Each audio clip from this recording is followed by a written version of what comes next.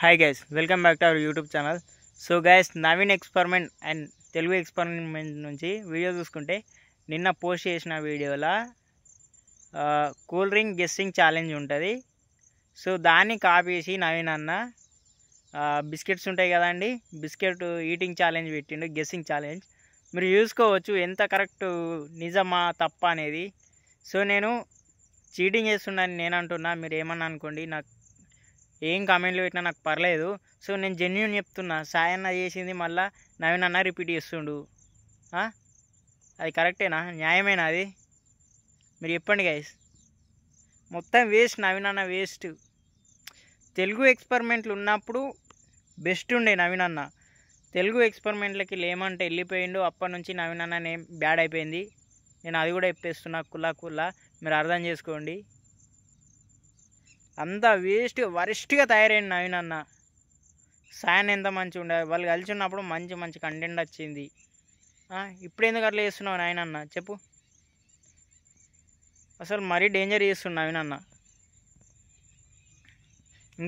ఇంకోటి ఏంటిదంటే గైస్, సాయాన్ని ఏది చేస్తే ఇప్పుడు వీడియోలలో నవీన్ అన్న అది కూడా చేస్తుండు. పక్కా అది ఖచ్చితంగా కాపీ కొడుతుండు, 100% కాపీ కొడుతుండు నవీన్ అన్న. క్రాకర్స్ వీడియో పెట్టిండు సాయి అన్న తెలుగు ఎక్స్పెరిమెంట్ ఫ్యామిలీ ఛానల్లో, మీరు వెళ్ళి చూడండి. అది కూడా రేపు అన్న ఎల్లుండన్న నవీన్ అన్న కూడా పెట్టేస్తాడు. ఖచ్చితం 100% చెప్తున్నా నేను, ఖచ్చితంగా పెడతాడు నవీన్ అన్న. సో గైస్, నేను చెప్పిన మాటలు మీకు ఇరిటేటింగ్ అనిపిస్తే నవీన్ అన్న ఫ్యాన్స్ నా వీడియోస్ చూడకండి, ఓకేనా? సాయి అన్న ఫ్యాన్స్ అయితే ఎవరు ఉంటారో వాళ్ళు చూడండి నా వీడియోస్. సో సాయి అన్న ఫ్యాన్స్ సాయి అన్నకు సపోర్ట్ చేయండి, నవీన్ అన్న ఫ్యాన్స్ నవీన్ అన్నకు సపోర్ట్ చేసుకోరా మీ ఇష్టం.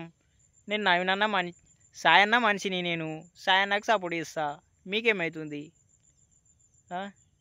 సో సాయి అన్న ఫ్యాన్స్ కామెంట్ చేయండి, లైక్ చేయండి, మన ఛానల్ని సబ్స్క్రైబ్ చేయండి.